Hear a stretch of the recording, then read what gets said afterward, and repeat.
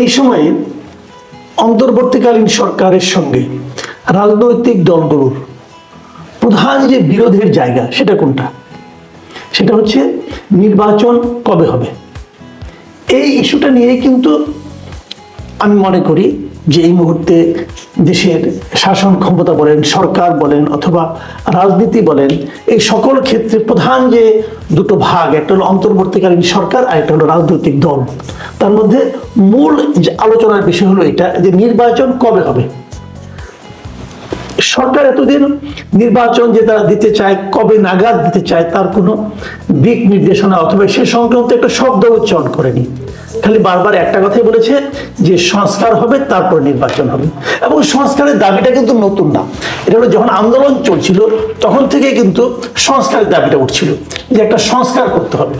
সেই সংস্কারটা সকল ক্ষেত্রে, সম্ভাব্য সকল ক্ষেত্রে সংস্কার করতে হবে, যেন দেশের আগামীতে যারা ক্ষমতায় আসবেন তারা যেন স্বৈরাচারী আচরণ করতে না পারেন শেখ হাসিনার মতো। আপনার মূল যে বক্তব্যটা, মূল যে লক্ষ্যটা এটা এরকমই ছিল। 16ই ডিসেম্বরে যে ভাষণটা দিলেন অন্তর্বর্তীকালীন সরকারের প্রধান ডক্টর মোহাম্মদ ইউনূস, উনি তখন দুটো অপশনের কথা বললেন। একটা বললেন যদি রাজনৈতিক দলগুলো মোটামুটি কিছু সংস্কার চায়, সমস্ত সংস্কার না চায়, তাহলে উনি ডিসেম্বরের মধ্যে নির্বাচন দিয়ে দিতে পারবেন। আর যদি প্রত্যাশিত সংস্কার করা দরকার হয় তাহলে সেটা আগামী বছরের পরের বছর 2025 নয়, 2026-এর জুন পর্যন্ত যেতে পারে। মানে প্রথমার্ধ মানে জুন পর্যন্ত, জুনের আগ পর্যন্ত যে কোনো সময়। এই ধরনের ইঙ্গিত কিন্তু প্রধান উপদেষ্টা ওনার ভাষণে দিলেন। প্রশ্ন হলো এই ভাষণটাকে এবার নির্বাচন সংক্রান্ত ওনার বক্তব্যটাকে বিএনপি প্রথমে অস্পষ্ট বলে অভিহিত করলেন এবং তারা হতাশা ব্যক্ত করলেন, বললেন যে উনি ব্যাপারটা আরেকটু স্পষ্ট করতে পারতেন। এই ধরনের অস্পষ্টতা রাখার অর্থটা কি? আমি পার্সোনালি মনে করি অস্পষ্টতার অর্থ একটাই, আসলে আমি এই সরকারকে সবসময় একটা দুর্বল সরকার মনে করি। যেহেতু তাদের জনগণের তাদের কোনো ম্যান্ডেট নাই এবং তারা জানে না যে তারা বিপদে পড়লে কে তাদেরকে রক্ষা করবে অথবা কোনো ঝামেলায় পড়লে তারা কিভাবে নিজেদেরকে সুসংহত করবে এবং সেই ঝামেলাকে অতিক্রম করার চেষ্টা করবে, তারা জানে না। কিন্তু যে কারণে তাদের মধ্যে এক ধরনের দুর্বলতা কাজ করে এবং এটা যেটা ওনাদের দুর্বলতার কারণ, আমি মনে করি সেটাই ওনাদের সবলতার কারণ হতে পারত। কিভাবে সেটা আমি বলছি। এই সরকারকে কিন্তু সবগুলো রাজনৈতিক দল নিঃশর্ত সমর্থন দিয়েছে শুরু থেকে, একদম শুরু থেকে। যেদিন তারা ক্ষমতায় এলো তারপরের দিন থেকে আমি দেখেছি প্রত্যেকটা পলিটিক্যাল পার্টি, আওয়ামী লীগের কথা বাদ রাখেন, আওয়ামী লীগ তো মাঠেই নাই, আওয়ামী লীগের কথা যদি বাদ রাখেন অন্য সকল রাজনৈতিক দল এই সরকারকে নিঃশর্তভাবে সমর্থন দিয়েছে।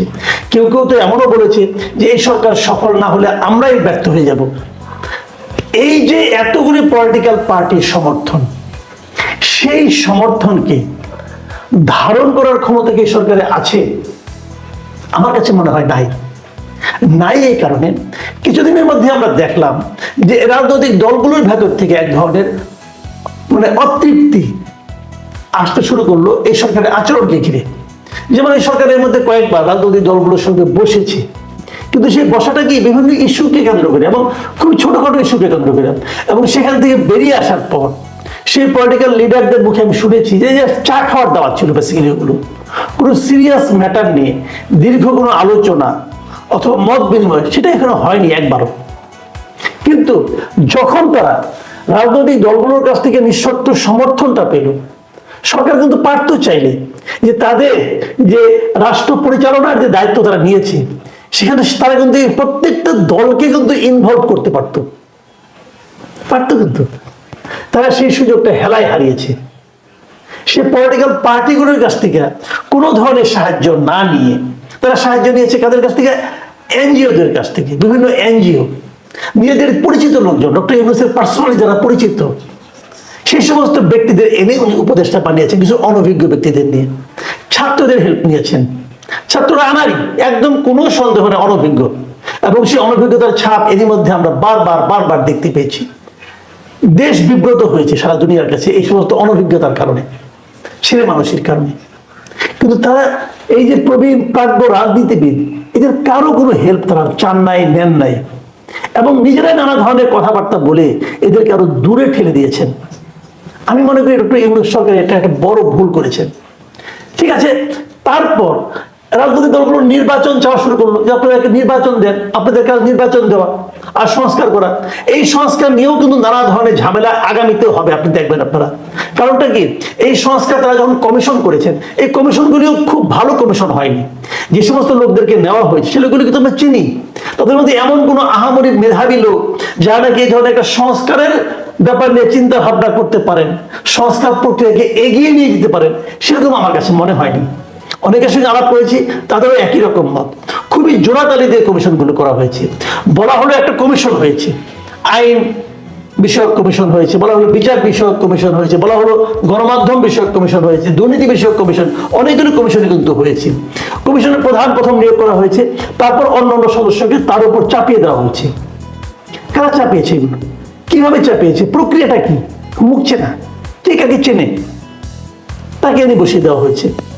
এবং এরা করবে সংস্কার, আমার কাছে মনে হয় না। সংস্কারের জন্য যতটা মেধা, যতটা প্রজ্ঞা দরকার এদের মধ্যে আছে, আমার মোটেই মনে হয় না। এখন এই সংস্কারও কিন্তু রাজনৈতিক দলগুলো মেনে নিয়েছে। রাজনৈতিক দলগুলো বলেছে ঠিক আছে আপনারা সংস্কার করেন, সংস্কার কমিশন রিপোর্ট দেয়। এবং ডক্টর ইউনূস একটা ভালো কাজ করেছেন, আমি ওটাকে ভালো বলবো। সেটা হলো উনি একটা জাতীয় ঐক্য গঠন প্রক্রিয়া গঠনের জন্য আরেকটা কমিশন গঠনের কথা বলেছেন। এবং সেই কমিশনে এই যে প্রথম যে 6টা কমিশন করা হয়েছিল, সেই 6টা কমিশনে 6 জন যে চেয়ারম্যান আছেন, প্রধান আছেন, তাদেরকে নিয়ে বসা হবে সেই কমিশনে। বসেন, কোনো সমস্যা নেই, সেখানে কি হবে, আলোচনা হবে। তাহলে এই আলোচনাগুলো যদি ওখানে হয়, তাহলে নির্বাচন, তাহলে এগুলি তো ডক্টর ইউনূসের প্রত্যাশিত সংস্কার। তো এগুলো যদি প্রত্যাশিত সংস্কার হয়, তাহলে নির্বাচনটাকে ঠেলে 2026-এর জুন পর্যন্ত নিতে হবে কেন? আমি আপনাদের সহজ হিসাবটা একটা একদম গণিতের মতো করে বলে দিই, আমি যেভাবে বুঝি, আমার গণিতটা আপনাদের সঙ্গে আমি একটু শেয়ার করতে চাই। ধরুন এই 6টা কমিশনকে তাদেরকে বলা হয়েছে তোমরা প্রথমে বলেছিল ডিসেম্বরের মধ্যে এই দিবা, রিপোর্ট দিবা, তখন 1 মাস সময় বাড়িয়েছে।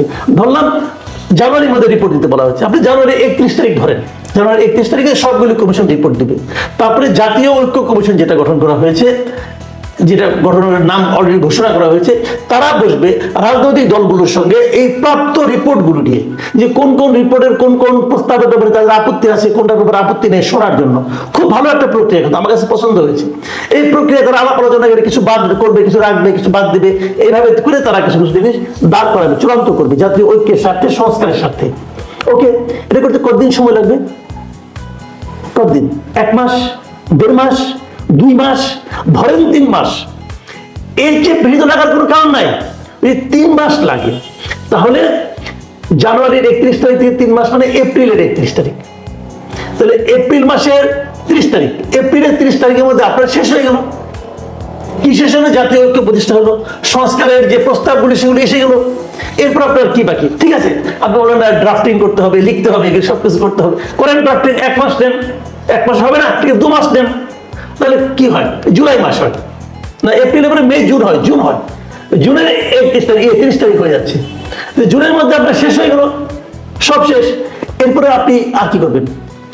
নির্বাচনের তফসিল ঘোষণা করবেন, আর তো কিছু করার নাই। ভোটার তালিকা, ইলেকশন কমিশন তো বলেই দিয়েছে যে তারা মার্চের মধ্যে ভোটার তালিকা কমপ্লিট করে ফেলবে। ভোটার তালিকাও প্রস্তুত, সংস্কারও প্রস্তুত। তারপর আপনি কি অজুহাতে আরো বেশি দিন থাকতে চাইবেন? কোনো অজুহাত নাই। তারপর সেটাকে আরো 1 বছর আপনি টেনে নেবেন 2026-এর জুন পর্যন্ত, কোনো অজুহাত নাই রে ভাই। এবং জুন 2025 যদি সব শেষ হয়ে যায়, তারপরে নির্বাচনের জন্য আপনি ম্যাক্সিমাম 90 দিন নেন, 3 মাস নেন আরো। তাহলে কি হয়? জুলাই, অগস্ট, সেপ্টেম্বর, সেপ্টেম্বরের 30 তারিখের মধ্যে সব কাজ শেষ। তাহলে অক্টোবরের 1st উইকে তো নির্বাচন হতেই পারে।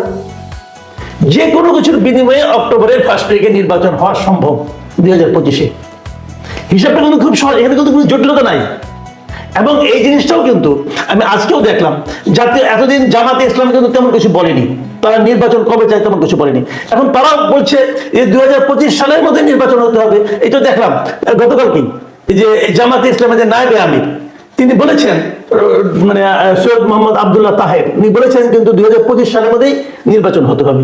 এখন জামাতও 2025-এর মধ্যে নির্বাচন চায়, বিএনপিও 2025-এর মধ্যে নির্বাচন চায়। কে চায় না? তাহলে কে চায় না? এখন যদি আমরা ধরি চায় না হলো ছাত্ররা, মানে ছাত্ররা কারা, যারা নতুন রাজনৈতিক দল করার জন্য এরই মধ্যে নানা রকম কর্মকাণ্ড করছেন, নানা রকম পায়তারা করছেন, তারা আরো একটু সময় চায় নিজেদের দল গুছিয়ে নেওয়ার জন্য। তারা আরো করার কিছু নেই, তাদেরকে অনুরোধ করবো আপনারা অপেক্ষা করেন। আর আপনাদের যদি ব্যাপক জনপ্রিয়তা থাকে তাহলে এই সময়ের মধ্যে হয়ে যাবে। একটু জোর কদমে নামেন। অলরেডি তো দেখলাম যে বিভিন্ন কমিশনারদের নিয়ে বসেছেন, আবার এলজিআরডি মিনিস্ট্রিও পেয়েছেন। তো না পারাতে আপনারা তো অনেক দূরে এগিয়ে গেছেন। আপনারা আপনাদের সমস্ত ক্ষমতা প্রয়োগ করেন, নির্বাচনে আসেন ভাই, নির্বাচন করে জনগণের ম্যান্ডেট নিয়ে রাষ্ট্র পরিচালনার দায়িত্বে আসেন। আর সংস্কার কথা বলছেন, সংস্কার, যে সংস্কার ডক্টর ইউনূস চান সেই সংস্কার করেও 2025-এর মধ্যে নির্বাচন করা সম্ভব। অতএব 2026-এর কথা ভুলে যান, একদম ভুলে যান। এবং আমি নিশ্চিত 2025-এর মধ্যে নির্বাচন হবে, কারণ আমি মনে করি এই লোকগুলো আর যাই হোক যুক্তিকে উপেক্ষা করতে পারবে না। আর ডক্টর ইউনূস, আমি আগে বলেছি দুর্বল সরকার, যদি বিএনপি এবং জামায়াত তাদের পলিটিক্যাল চাপ দেয় নির্বাচনের জন্য, এই দুর্বল সরকারের পক্ষে সেই চাপকে ইগনোর করা সহজ হবে না।